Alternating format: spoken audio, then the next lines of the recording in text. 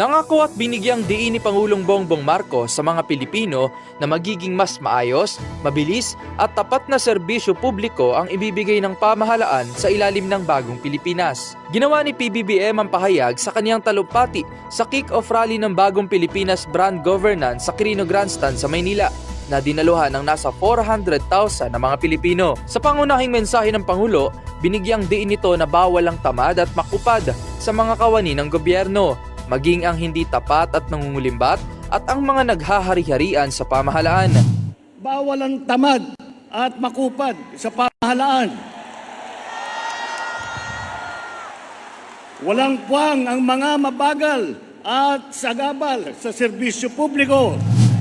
Pangalawa, bawal ang mga hindi tapat at nangungulimbat. Kapag pera ng bayan ang nawala dahil sa katiwalian, ang mga taong paglalaanan sana ng pondong naglaho ay nananakawan.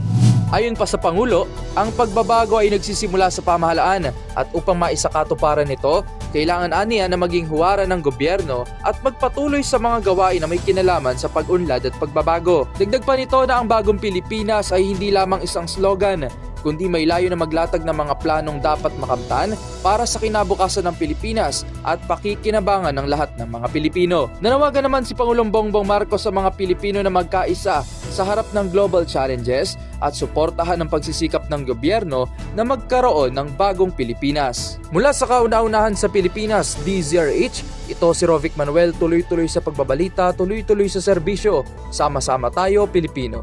MBC Network News.